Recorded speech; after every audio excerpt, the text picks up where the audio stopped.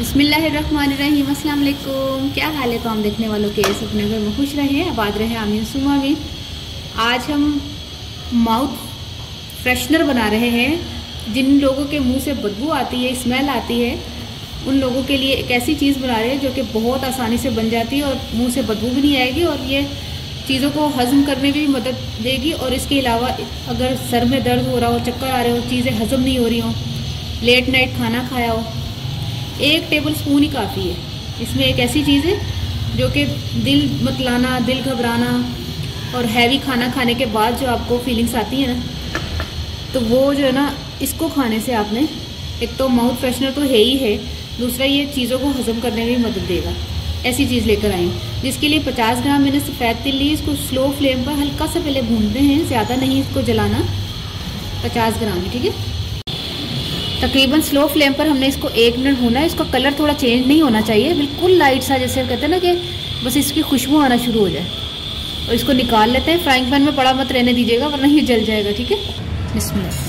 50 ग्राम ही हमने धनिया गिरी लेनी है। और धनिया गिरी के बारे में मैं बता रही थी कि आपको जो है ना, अगर रात के टाइम खाना खाया हो या किसी भी टाइम ऐसा जो आपको हज़म ना हो रहा हो, मतली हो रही हो, तो ये धनिया गिरी आपके लिए बेस्ट है। इस चीज़ में तो शामिल करना तो लाजमी है, लेकिन आप वैसे भी अगर इसको भून के और सौंफ के साथ सिर्फ खाएं ना, तो ये बड़ी ज़बरदस्त आपको फ़ायदा देगी कि इसको हज़म भी करती है और मतली आने की सूरत में इसका फ़ायदा है बहुत ज़्यादा। और क्या ज़्यादा तबीयत ख़राब होने की सूरत में डॉक्टर से रुजू करें, मैं ये कह रही मतली आने की सूरत में धनिया गिरी खाएँ। तो इसको भी हल्का सा भून लेते। और इसको मैंने चुना है, ठीक है। तिल को भी मैंने चुना है। कितनी क्वांटिटी? हाँ, ये भी 50 ग्राम है। धनिया गिरी को भी मैंने चुना है और हल्का सा सूखा गीला कपड़ा मारा, क्योंकि इसके ऊपर थोड़ी थोड़ी मिट्टी लगी हुई होती है। और ये जो है सफ़ेद तिल है, इसको भी मैंने जो है ना साफ़ सुथरा चुना है। इसको भी चुना है, उसको भी चुना है। अब तीसरी चीज़ें जो है उसको भी मैंने चुना है, वो मैं आपको बाद में बताती हूँ। इसको हल्का सा भून लेते पहले, ठीक है। ये तकरीबन 30 सेकंड में ही हो गया, क्योंकि धनिया गिरी जो है ना ज़्यादा जल्दी इसकी खुशबू आना शुरू होगी। इसको निकाल लें। सौंफ भी 50 ग्राम, क्वांटिटी आपने सेम रखनी है। और इसमें जो है हमने 6 से 7 इलायची के दाने जो हैं वो निकाले हैं, वो भी इसमें डाल दें। इसको भी जब तक खुशबू ना इसको भूनें, फ्लेम आपने तेज़ नहीं रखना। सौंफ भी भुन चुकी है, इसका चूल्हा बंद कर दें। अब इसी फ्राइंग पैन में धनिया गिरी और सफ़ेद तिल डाल के मिक्स करते हैं और चूल्हा बंद है, ठीक है। इसको हल्का सा बस मिक्स करते हैं तमाम चीज़ों को। तैयार हो गई है सौंफ, तिल और धनिया गिरी।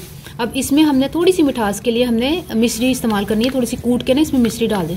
वैसे मिश्री उज़्मा को ना कह रही थी मुझे ऐसी अच्छी लग रही थी, मैंने कहा नहीं, कई लोगों को ज़रा थोड़ा फिक्का फिक्का लगेगा, थोड़ा सा मिश्री वैसे नुकसानदेह नहीं है। तकरीबन 2 खाने के चम्मच के करीब हमने मिश्री डाल देनी है। इसको मिक्स करते हैं। ये तैयार हो गई। मैं पंजाबी साजा के 50-50 ग्राम मैं तीनों चीज़ा लिए सन, सफ़ेद तिल, धनिया गिरी और सौंफ।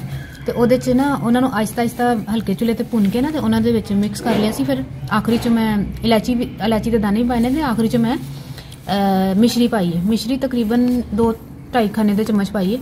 तो कोई ज़रूरत है वे, अगर दिल करे तो पा लो, अगर नहीं तो उस तो इलावा भी बड़ी ज़बरदस्त लग रही है। क्योंकि मैं बार बार इसलिए कह रही मिश्री पाओ ना पाओ, क्योंकि उस बनों वैसे ही बड़े मज़ेदार लग रहा सी। तो मैं मिश्री इसलिए पाई है क्योंकि धनिया गिरी थोड़ी थोड़ी नमकीन टाइप होंगी ना, तो वास्ते मिश्री पाई है। तो ट्राई करके मैं दसना तुहानू रेसिपी कैसी लगी। अपनी दुआ याद रख लेना। ओके, अल्लाह हाफिज़।